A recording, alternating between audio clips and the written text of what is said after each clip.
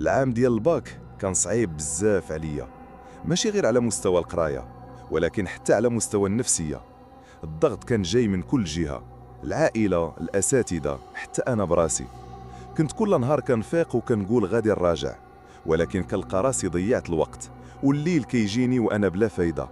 النعاس قليل، الخوف داير بيا من كل جهه. حتى في ليله من الليالي كنت جالس في الصاله، كانت تقريبا 2 ديال الليل وكان رمضان.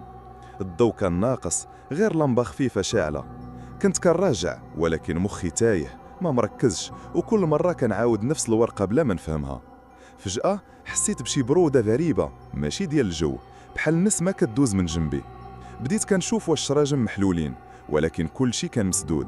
وبرغم من هادشي الاحساس ديال شي حد معايا في الغرفه كان قوي. من بعد لحظه شفت شي حاجه في ركن الغرفه، ظل بحال شي واحد واقف ولكن ما واضحش. فبدا كيبان شويه بشويه. بنت لابسه جلابه بيضة وشعرها طويل وكحل، وعينيها كيشعلوا بحال الضوء الخفيف. قربات ليا بلا ما تحرك رجليها، حتى وقفات حدايا. القلب ديالي بدا كيدق بسرعه وكنت هابس النفس. قالت ليه بصوت هادئ: ما تخافش، انا ماشي جايه ناديك، انا جايه نعاونك. قلت لها انا مازال مصدوم: تعاوني على شنو؟ شكون انت اصلا؟ قالت: انا سميتي نايلة وجيت نعاونك باش تنجح في الامتحانات. شفت فيك التعب والهم والخوف، وانا نقدر نحيدهم ليك، ولكن خاصنا نديروا اتفاق. قلت لها: شنو نوع الاتفاق؟ قالت: ماشي شي حاجه خايبه، غير غادي نعطيك التركيز، نحيد لك التوتر ونخلي المعلومات تدخل لعقلك بلا تعب. ولكن في المقابل خاصني نكون معاك، نراقبك، نوجهك، ومن بعد الامتحانات نرجعوا نهضروا. صراحة كنت محتاج لأي حاجة تعاوني. الضغط كان كبير بزاف وكنت حاس براسي غادي نطيح في الهاوية. قلت لها: موافق. في ذاك النهار تبدلات حياتي، وليت كنراجع ومخي خدام، كنفهم من أول مرة، وحتى التركيز ولا حاضر بزاف. دخلت الامتحانات وأنا مرتاح، وكل نهار كنجاوب بثقة، وكأن الأسئلة جاوني قبل. جا نهار النتائج، دخلت نشوف، لقيت راسي جبت نقطة عالية بزاف، كنت من الأوائل. فرحت، العائلة فرحات، وبكينا كاملين من الفرحة. ولكن الفرحة ديالي ما طولاتش. في ليلة فاش كنت ناعس حسيت بنفس البرودة، وبدا صوتها كيرجع.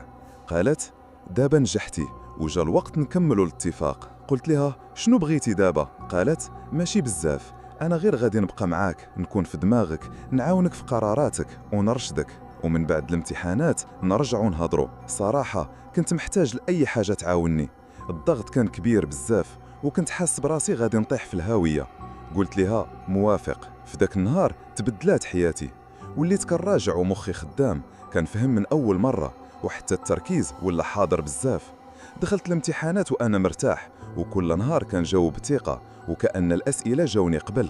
جا نهار النتائج، دخلت نشوف، لقيت راسي جبت نقطة عالية بزاف، كنت من الأوائل.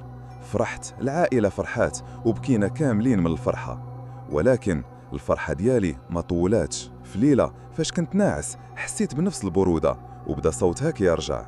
قالت: دابا نجحتي وجا الوقت نكملوا الاتفاق. قلت لها: شنو بغيتي دابا؟ قالت: ماشي بزاف، أنا غير غادي نبقى معاك، نكون في دماغك، نعاونك في قراراتك ونرشدك.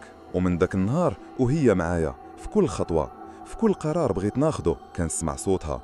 فاش نميل للغلط كتدخل، كتحبسني وكتقول لي شنو ندير. كنت كنحس براسي مرات بحال لا ماشي أنا، بحال شي حد آخر ساكن فيا. ولكن حياتي كانت غادية مزيان، الناس كيحترموني، العائلة مفتاخرة بيا.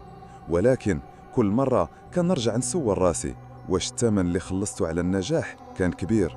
واش كان خاصني نرضى باللي عطاني الله، ولا نمشي في طريق ماشي ديالي؟ وحتى دابا مازال الصوت ديالها كيدوي في ودني. فاش كنكون بوحدي كنسمعو. ما بغاتش تمشي وبقات لاصقة في حياتي. والمشكل ما عرفتش علاش اختارتني أنا بالضبط، علاش ما خداتش شي حد آخر، وشنو بغات توصل ليه معايا.